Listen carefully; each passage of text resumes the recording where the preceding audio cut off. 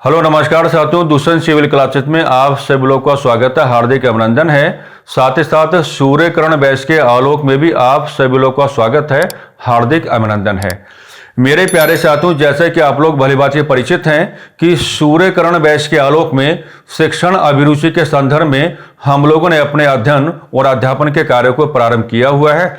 और फिलहाल देखिएगा, जो आपका करंट में टॉपिक बना हुआ है वो क्या है, राष्ट्रीय शिक्षा नीति, that means national education policy 1986 के बारे में क्या है, आपको अपना डिस्कशन अभी क्या है करंट में बना हुआ है।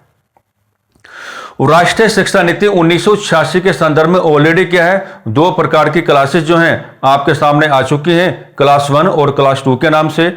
राष्ट्रीय शिक्षा नीति 1986 के संदर्भ में जो क्लास 1 आपका रहा, उसमें हमने राष्ट्रीय शिक्षा नीति 1986 का एक सामान्य परिचय हमने लिया, यानी कि हम लोग क्या है एक जनरल इंट्रोडक्शन लेकर के चले। और जो आपके सामने पार्ट 2 रखा गया था, पार्ट 2 में हमने क्या प्रावधानों की कैलकुलेशन स्टार्ट कर ली है।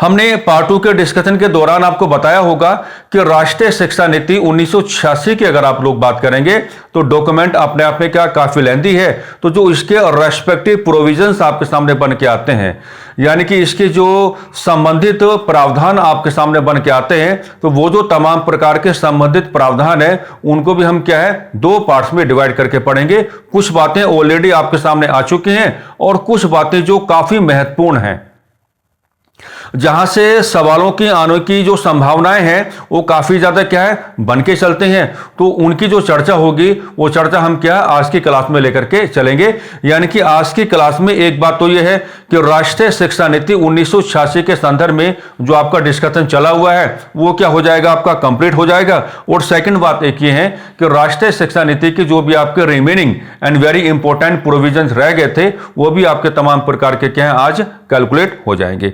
नाम हमने आपको बता दिया है कि राष्ट्रीय शिक्षा नीति 1986 का सही नाम क्या है, तो सही नाम के अकॉर्डिंग आप बार बार बात करते रहेंगे।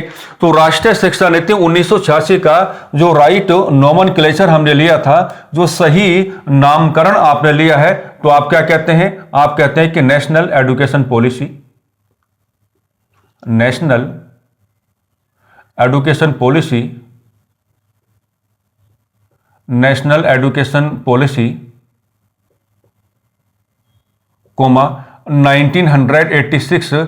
लेकिन साथ में भैया आप लोग क्या जोड़ के चलते हैं, साथ में आप लोग ये अवश्य जोड़ के चलेंगे कि एज मॉडिफाइड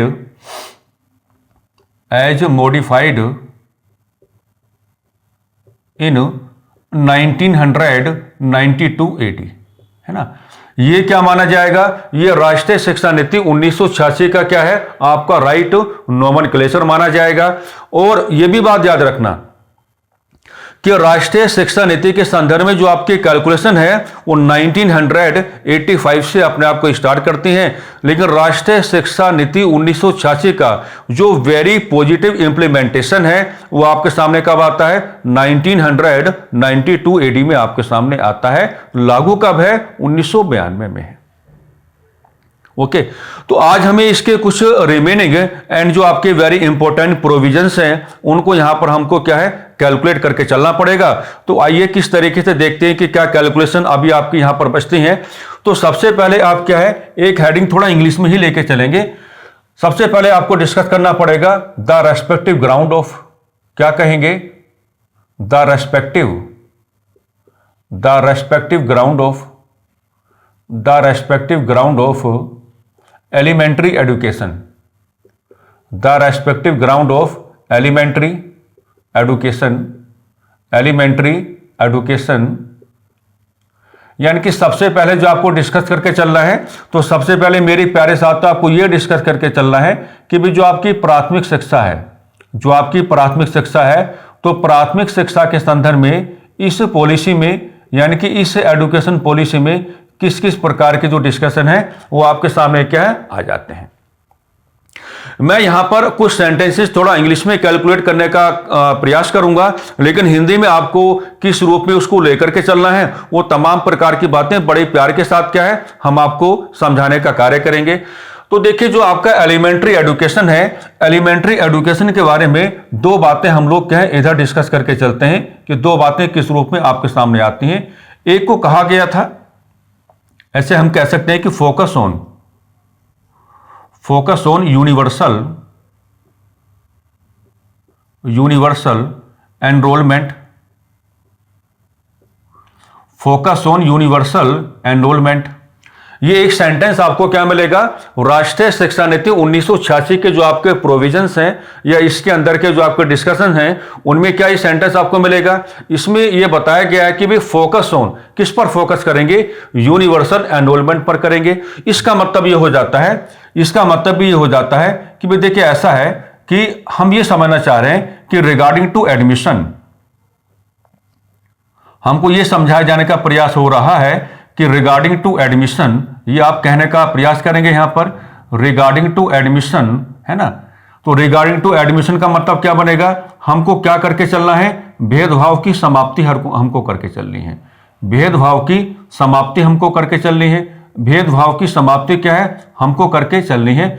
भेदभाव का मतलब आप वही पुराना वाला बताएंगे कि जातिगत आधार पर आप किसी भी प्रकार का कोई भेदभाव नहीं करेंगे बालकों के मध्य, या धर्म आधारित आप किसी भी प्रकार का भेदभाव नहीं करेंगे बालकों के मध्य, या लिंग आधारित आप किसी भी प्रकार का कोई भेदभाव नहीं करेंगे बालकों के मध्य। और हमको यह भी लगता है, एक बात यह भी आप कहना स्टार्ट करो कि सारी बातें तो यहां पर कैलकुलेट हो ही रही हैं, लेकिन अगर कहीं भी अगर आपको इस प्रकार का सेंटेंस लिखा मिल जाता है कि हमें फोकस किस पर करना है, यूनिवर्सल एनरोलमेंट पर हमें फोकस करके चलना है, तो हम ये तो कहते हैं कि रिगार्डिंग टू एडमिशन, यानी कि बालकों को विद्यार्थी बनाते हुए जब आप विद्यालय की ओर लाने का प्रयास करोगे तो आप जातिगत आधार पर भेदभाव नहीं करोगे, धर्म के आधार पर कोई भेदभाव नहीं करोगे, या लिंग के आधार पर आप कोई भेदभाव नहीं करोगे। लेकिन इसके अंदर एक चीज और छिपी हुई होती है कि अगर इस प्रकार के सेंटेंसेस आपको मिल जाते हैं तो भेदभाव की समाप्ति के साथ साथ आप क्या जोड़ेंगे, आप हमेशा यह भी जोड़ के चलो कि यहां पर एक बढ़िया सेंटेंस हम लोग क्या कैलकुलेट करके चलेंगे हमेशा कि भैया अगर ऐसा है तो इसका मतलब क्या है, महिला शिक्षा को प्राथमिकता है। अगर ऐसा है तो इसका मतलब क्या है, महिला शिक्षा को प्राथमिकता है। यानी कि जो आपका लिंग आधारित भेदभाव बना रहा, आप उसको क्या है एलिमिनेट करने का काम करना चाहते हैं, या आप उसको क्या है समाप्त करने का कार्य करना चाहते हैं। तो अगर उस प्रकार से आप व्यवहार करने का प्रयास करोगे तो आप उस प्रकार से भी व्यवहार करके चलो। यानी कि धर्म आधारित भेदभाव की समाप्ति है, जाति आधारित भेदभाव की समाप्ति है, लिंग आधारित भेदभाव की समाप्ति है। लेकिन इसके अंदर से हम एक बड़ा सेंटेंस ये भी निकाल सकते हैं कि यदि ऐसा डिस्कशन हो रहा है तो इसका मतलब क्या हो जाता है कि आप तब जो भेदभाव की समाप्ति तो आप करना ही चाहते हैं, लेकिन साथ ही साथ कहीं ना कहीं आपका मोटिव क्या हो जाता है, आपका मोटिव ये हो जाता है कि आप क्या है महिला शिक्षा को प्राथमिकता देना चाहते हैं। आप क्या है महिला शिक्षा को प्राथमिकता देना चाहते हैं। अब इसी का एक छोटा भाई है, अब क्या मिलेगा, अब इसी का आपको क्या एक छोटा भाई मिलेगा, और जो छोटा भाई मिलेगा उसमें ऐसा लिखा मिलेगा आपको कि focus on universal access and retention.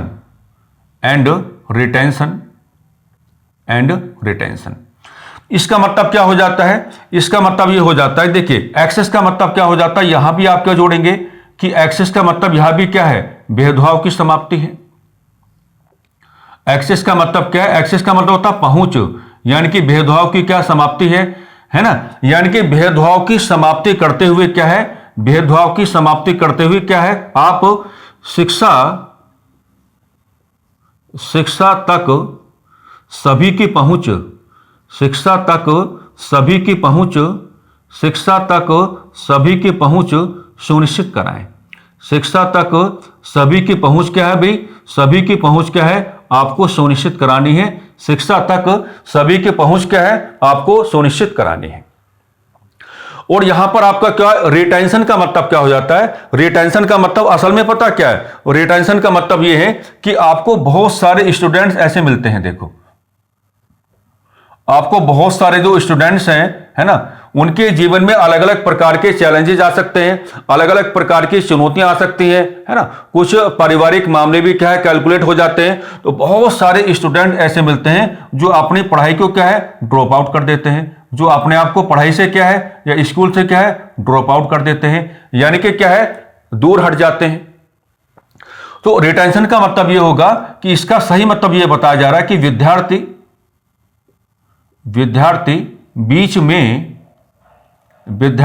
बीच में अपनी पढ़ाई ना छोड़े, अपनी पढ़ाई ना छोड़े। विद्यार्थी बीच में क्या है भाई अपनी पढ़ाई ना छोड़े, है ना। यह भी सुनिश्चित कराया जाए, यह भी सुनिश्चित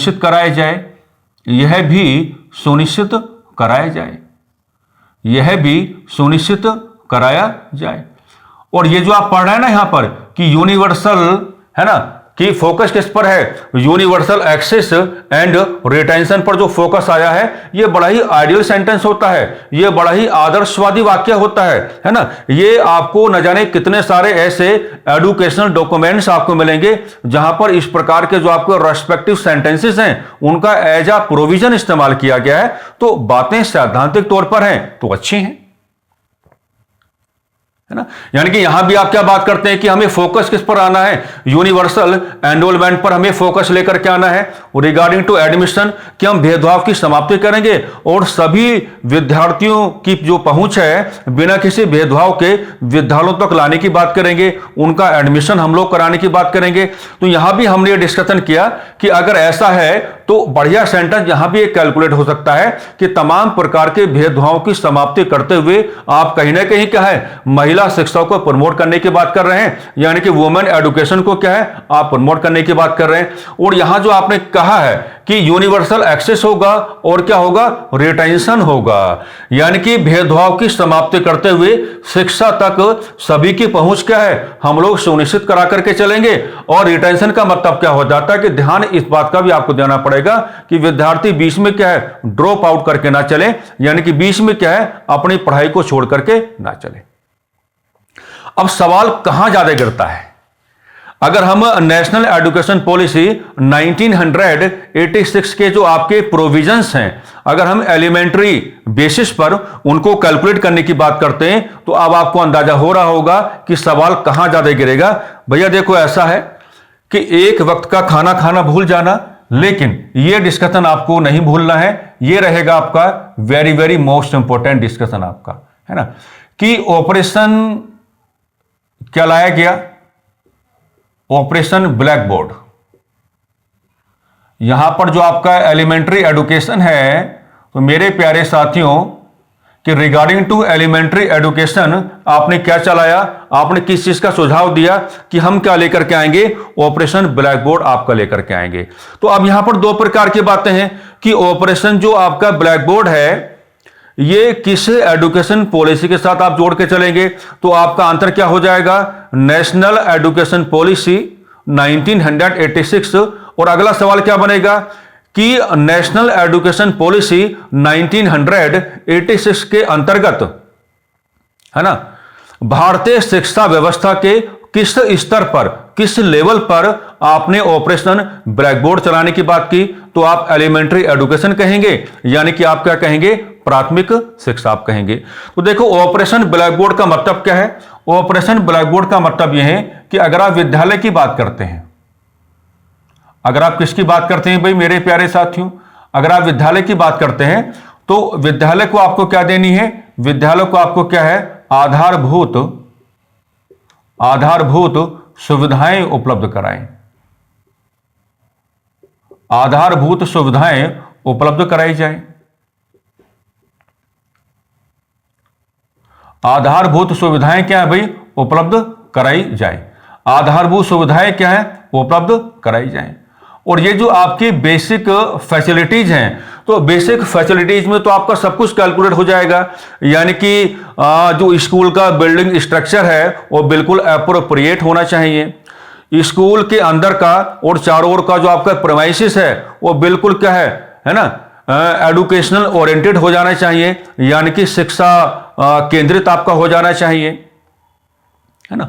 वॉशरूम की जो आपकी फैसिलिटी है वो आपको बढ़िया देनी पड़ेगी, यानी कि जो आपके मेल हैं उनके लिए आपको क्या है, शौचालय की सुविधा अलग बनानी पड़ेगी, और जो आपके फीमेल स्टूडेंट्स हैं उनके लिए शौचालय की सुविधा क्या आपको अलग करके चलनी पड़ेगी। तो आप समझ पा रहे होंगे कि ऑपरेशन ब्लैक बोर्ड का मतलब क्या होगा, यह सवाल पूछा गया है। तो ऑपरेशन ब्लैक बोर्ड में बड़ी बात आपको क्या कहनी है, बड़ी बात आपको यह कहनी है कि भाई जो आपका प्राथमिक शिक्षा का आप डिस्कशन करके चल रहे हैं, तो प्राथमिक शिक्षा के स्तर पर आप क्या है, विद्यालयों को या विद्यालय को क्या है, आपको बेसिक फैसिलिटीज प्रोवाइड करानी है, ताकि अध्ययन और अध्यापन एक बहुत ही सकारात्मक वातावरण के अंतर्गत अपने आप को रखते हुए अपने आप को आगे क्या है, बढ़ा ले। दूसरी बात इसमें जो है वो ये कही गई है, वो भी ऑपरेशन ब्लैक बोर्ड का ही पार्ट है ना। उसमें आप ये कहेंगे, पहले आप कहेंगे कि प्रत्येक विद्यालय में, सबसे पहले आप क्या कहेंगे, सबसे पहले आप ये बात कहेंगे कि प्रत्येक विद्यालय में, प्रत्येक विद्यालय में, अब इन्होंने क्या कहा कि प्रत्येक विद्यालय में कम से कम, आप कम से कम की बात कर रहे हैं, अधिक से अधिक की बात नहीं कर रहे हैं। प्रत्येक विद्यालय में कम से कम 2 अध्यापक होने चाहिए। प्रत्येक विद्यालय में कम से कम क्या है भाई, 2 अध्यापक होने चाहिए, 2 अध्यापक होने चाहिए। प्रत्येक विद्यालय में क्या है भाई, कम से कम 2 अध्यापक होने चाहिए। एक बात तो ये इसमें है, और दूसरी बात आपको ये जोड़ के चलनी पड़ेगी कि इन दो अध्यापकों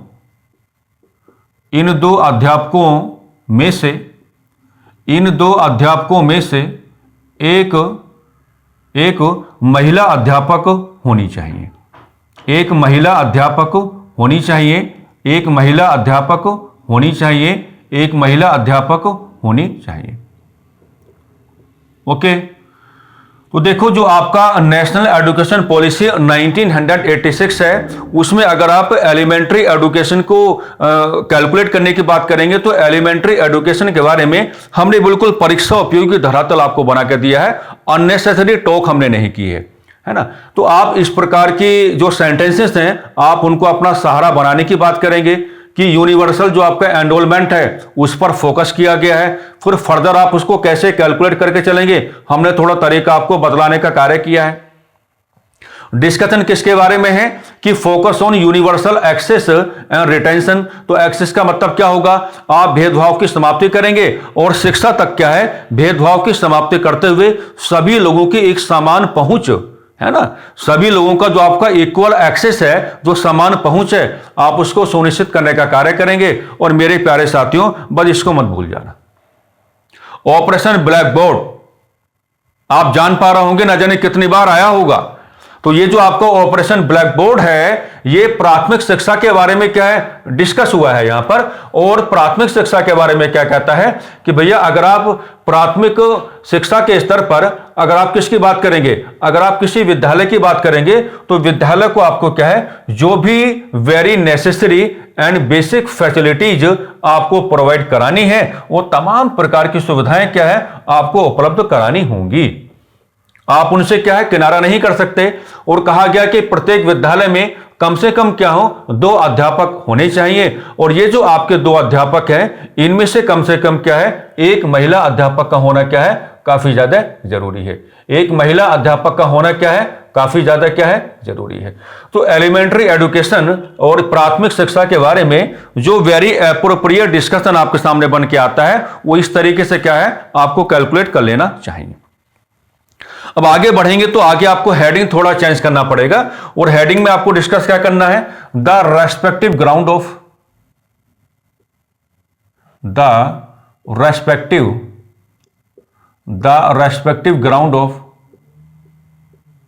सेकेंडरी एजुकेशन,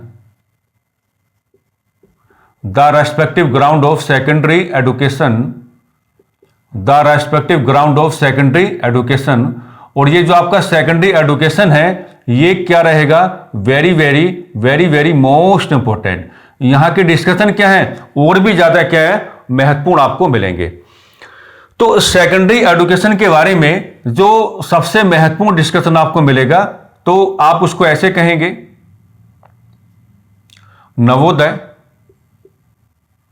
नवोदय विद्यालय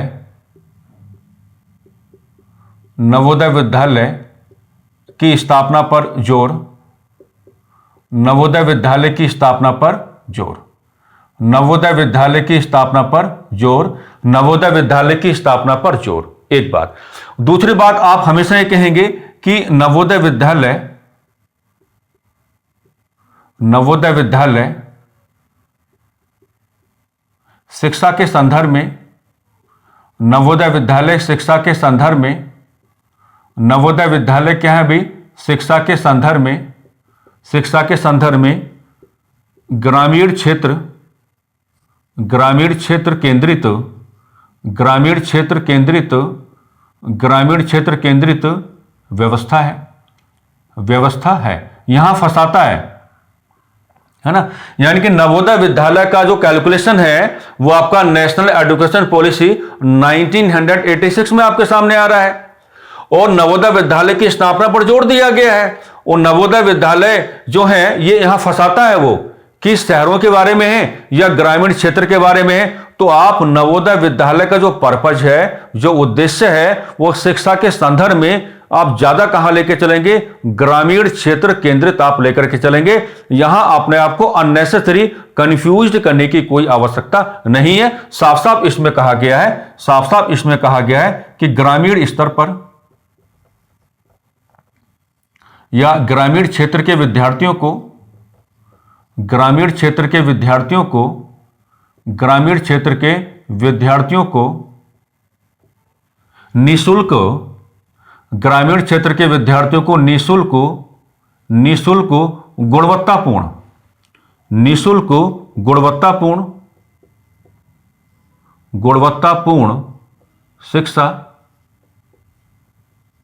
उपलब्ध कराना, उपलब्ध कराना, उपलब्ध कराना, उपलब्ध कराना, है ना। यानी कि नवोदय विद्यालय का जो पर्पज है, तो नवोदय विद्यालय के पर्पज के संदर्भ में जो आपको अधिक झुकाव लेकर के आना है, तो जब आप अधिक झुकाव लेकर के आने की बात करेंगे तो आप ग्रामीण क्षेत्र के संदर्भ में क्या है, अधिक झुकाव लेकर के आएंगे। अब इसमें और क्या बातें हैं, है ना। इसमें दूसरी बात आपको यहां पर यह कैलकुलेट करके चलना है। आइए, इसमें यह कहा गया है कि जो आपकी 75% सीट्स होंगी, ये आरक्षित होंगी। 75% जो आपकी सीट्स होंगी क्या होंगी, आरक्षित होंगी।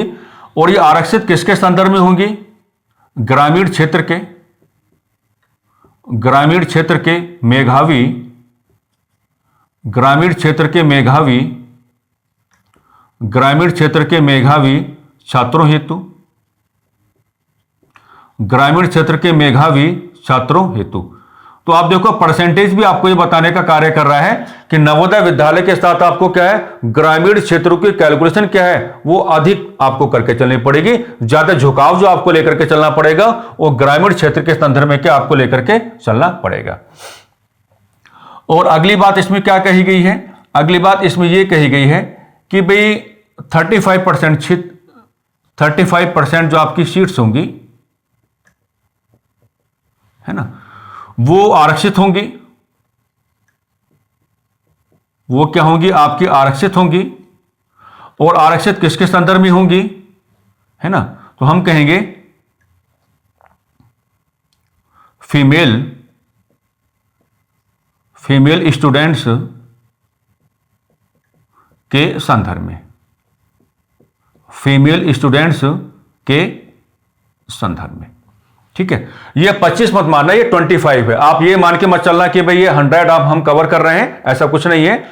यानी कि आपको यहां पर ये कैलकुलेशन नंबर की ये करके चलनी होती है कि जो आपका 75% जो आपकी सीट्स हैं वो आरक्षित होंगी किसके लिए, ग्रामीण क्षेत्र के मेधावी छात्रों के लिए।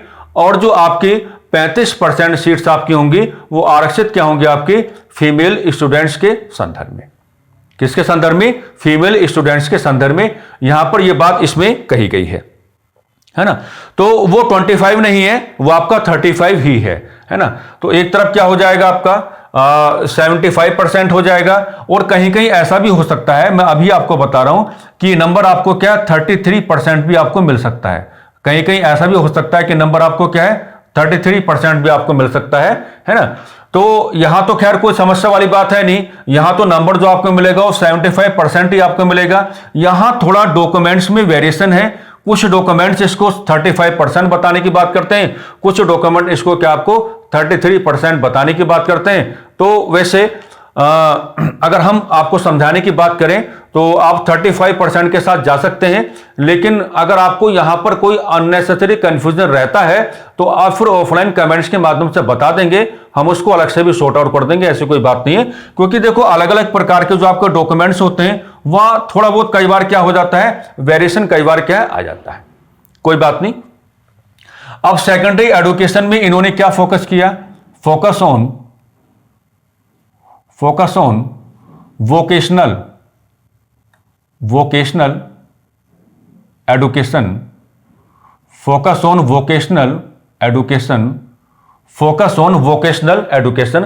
अब वोकेशनल एजुकेशन की बात आप क्या करते हैं, वोकेशनल एजुकेशन का मतलब क्या हो जाता है, व्यवसाय आधारित शिक्षा, व्यवसाय आधारित शिक्षा, यही तो मतलब हुआ हिंदी में, व्यवसाय आधारित शिक्षा, व्यवसाय आधारित शिक्षा, व्यवसाय आधारित शिक्षा। तो सेकेंडरी एजुकेशन पे इन्होंने कहा कि या तो हम क्लास 8 के बाद या फिर क्लास 10 के बाद क्या है, हम विद्यार्थियों को वोकेशनल एजुकेशन क्या है, प्रोवाइड करा सकते हैं। अब ये जो आपकी वोकेशनल एजुकेशन है इसमें आप कुछ बातें कर सकते हैं कि ये जो आपका वोकेशनल एजुकेशन होगा, हम कह सकते हैं कि हेल्थ रिलेटेड स्वास्थ्य संबंधी, हम कह सकते हैं कि एग्रीकल्चर रिलेटेड कृषि संबंधी, हम कह सकते हैं कि मार्केटिंग रिलेटेड, ओके। और हम कह सकते हैं कि सोशल सर्विस, हम ये भी कह सकते हैं कि social service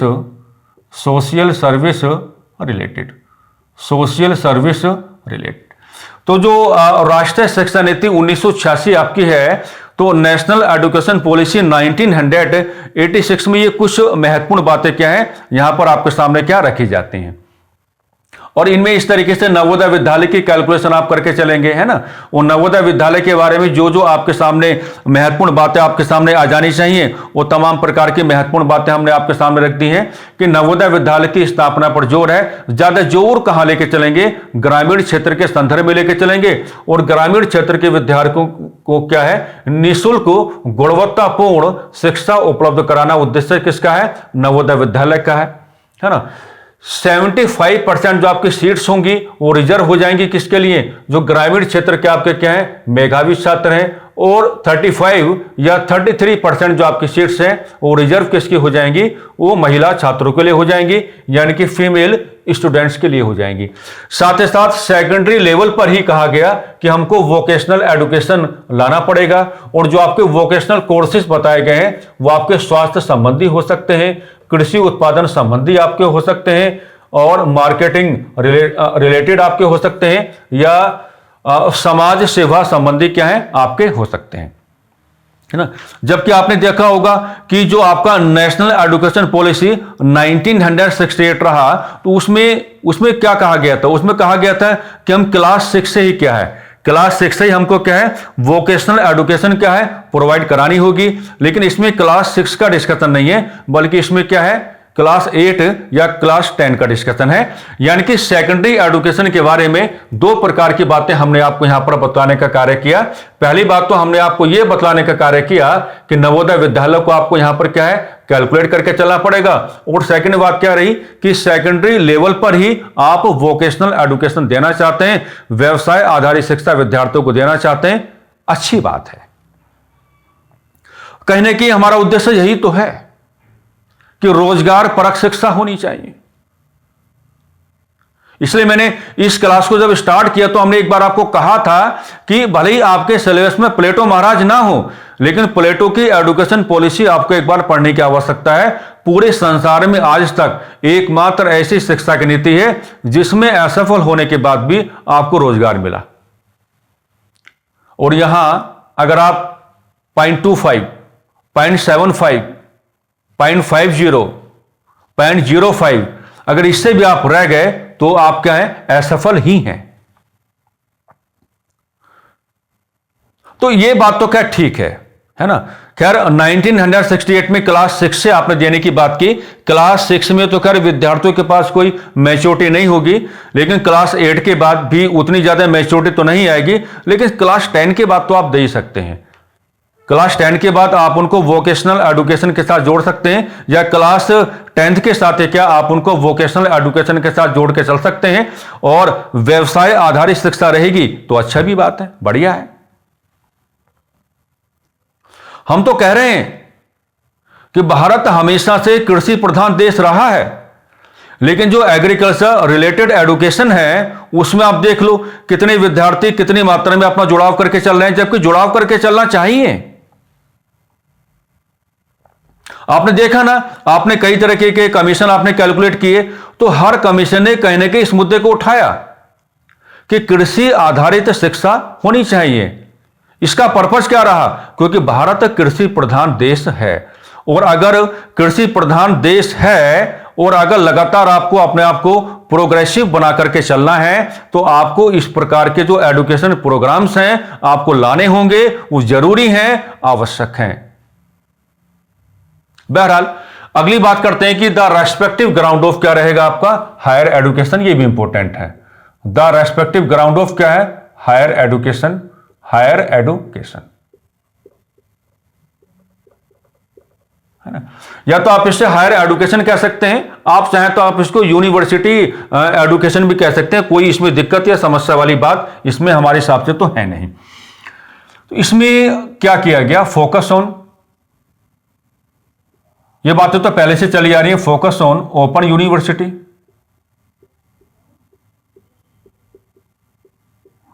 focus on open university, और प्लस में क्या है, फोकस ऑन डिस्टेंस लर्निंग, है ना।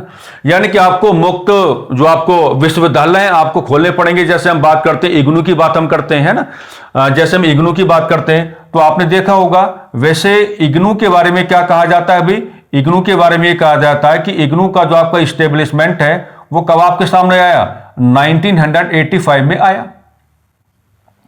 है ना। तो इग्नू अपने आप में क्या भी एक प्रकार का ओपन यूनिवर्सिटी है। इग्नू अपने आप में क्या आपका ओपन यूनिवर्सिटी है, और ओपन यूनिवर्सिटीज का कहने के पर्पस क्या हो जाता है कि आप किसको प्रमोट करने की बात कर रहे हैं, आप डिस्टेंस लर्निंग को क्या है आप प्रमोट करने की बात कर रहे हैं। अब कई बार पूछता है कि इग्नू की स्थापना कब हुआ, तो 1985 में इग्नू की स्थापना हुआ, लेकिन जो नेशनल एजुकेशन पॉलिसी 1986 है वो अपना वेरी कंप्लीट इंप्लीमेंटेशन कब करती है, 1992 में करती है। लेकिन एक चौंकाने वाली बात हम आपको बताएं कि इग्नू की स्थापना के साथ अगर आप किसी एजुकेशन पॉलिसी को जोड़ने की बात करेंगे तो 1968 को जोड़ने की बात नहीं करेंगे, बल्कि किसको जोड़ने की बात करेंगे, 1986 वाले को ही जोड़ने की बात करेंगे, है ना। ये बात थोड़ा याद रखना इस बात को। तो इसमें कहा गया है कि हमें ओपन यूनिवर्सिटीज को क्या है इस्टेब्लिशमेंट करके चलना पड़ेगा, ताकि हम क्या है जो आपके दूरस्थ शिक्षा प्रोग्राम है या जो आपका डिस्टेंस लर्निंग है हम उसको क्या है यहां पर प्रमोट करके चलें, हम उसको क्या प्रमोट करके चलें। इसमें एक बात और कही गई कि ग्रामीण क्षेत्रों में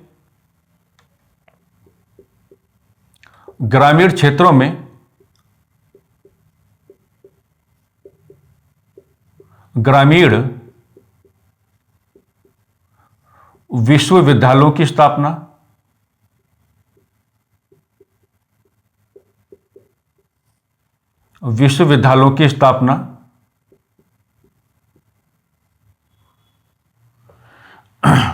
महात्मा गांधी के सिद्धांतों के आधार पर, महात्मा गांधी के सिद्धांतों के आधार पर, महात्मा गांधी के सिद्धांतों के आधार पर, महात्मा गांधी के सिद्धांतों के आधार पर, महात्मा गांधी के सिद्धांतों के आधार पर।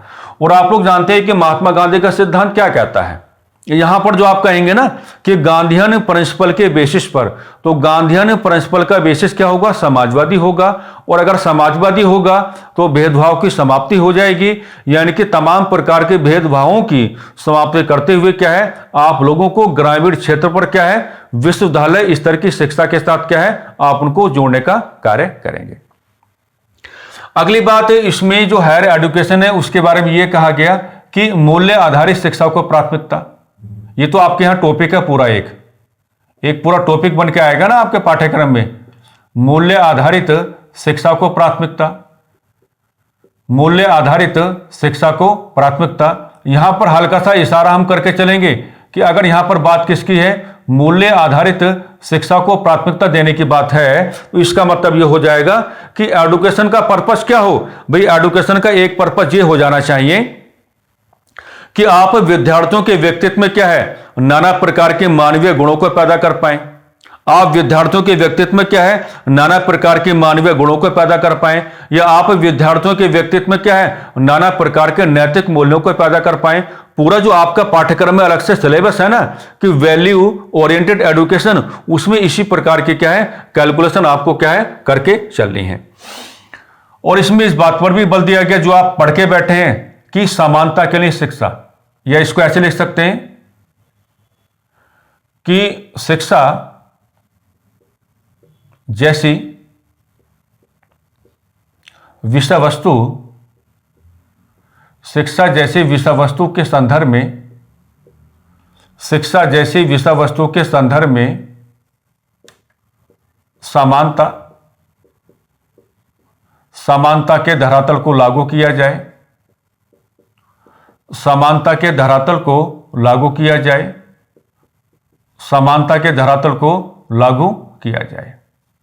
इसका मामला भी कहीं ना कहीं यही बनकर आएगा, है ना, कि जब हम ये कहते हैं कि शिक्षा जैसी विषय वस्तु के संदर्भ में आप समानता जैसे धरातल को लागू करने की बात करेंगे, तो इसका मामला भी यही बन के आ रहा है यहां कि भाई आप बिना किसी भेदभाव के सभी लोगों की, है ना, समान पहुंच कहां तक करेंगे, सुनिश्चित शिक्षा तक क्या है, आप उसको सुनिश्चित करने का कार्य करेंगे। तो हायर एजुकेशन के बारे में जो बहुत इंपॉर्टेंट बातें हैं, तो बहुत इंपॉर्टेंट बातें इस प्रकार से आप डिस्कस करके चलेंगे कि ओपन यूनिवर्सिटीज पर फोकस किया गया ताकि आप डिस्टेंस लर्निंग को प्रमोट कर पाएं। एग्जाम्पल में आपने क्या लिया, इग्नू को आपने लिया। ग्रामीण क्षेत्रों में ग्रामीण विश्वविद्यालयों की स्थापना की जाए समाजवादी पैटर्न पर, महात्मा गांधी के विचारधारा के आधार पर आप कहेंगे। मूल्य आधारित शिक्षा को आप प्रमोट करके चलेंगे। शिक्षा का उद्देश्य यह नहीं होगा कि आप विद्यार्थियों को कुछ रटाने की बात कर रहे हैं। शिक्षा का उद्देश्य यह हो जाना चाहिए कि आप विद्यार्थियों के व्यक्तित्व में नाना प्रकार के मानवीय गुणों को पैदा करवाना चाहते हैं, नाना प्रकार के नैतिक गुणों को आप पैदा करवाना चाहते हैं। और शिक्षा, जब आप लोगों तक शिक्षा को पहुंचाने का कार्य करेंगे तो आप समानता के धरातल का प्रयोग करें, यानी कि सभी लोगों की शिक्षा जैसी विषय वस्तु तक जो पहुंच है वो समान रूप से क्या है, सुनिश्चित हो जानी चाहिए। तो ये थी आपकी नेशनल एजुकेशन पॉलिसी 1986। प्रोविजंस में हमने वही तमाम प्रकार के प्रावधान आपके सामने कैलकुलेट किए हैं जो हमेशा से एग्जामिनेशन ओरिएंटेड माने गए हैं। पहला लेक्चर आपका इंट्रोडक्शन के रिगार्डिंग रहा, और ये जो आपके दो लेक्चर आपके सामने आए हैं, है ना, एक लेक्चर तो आपके सामने आ चुका है, एक लेक्चर जो आज हम आपको दे रहे हैं ये आपके सामने आ ही जाएगा। तो इन दोनों लेक्चर्स के बिहाफ पे क्या है, आपने नेशनल एजुकेशन पॉलिसी को जो प्रावधान है उनका आपने कैलकुलेट कर लिया है। काफी सारी बातें हमने कर ली हैं। ये बातें आपको एक अच्छा रास्ता देने का कार्य करेंगी, ये बातें आपको एक अच्छी सुविधा और सहूलियत देने का कार्य करेंगी। बाकी काम आपको करना है, हमने अपना काम कर दिया है।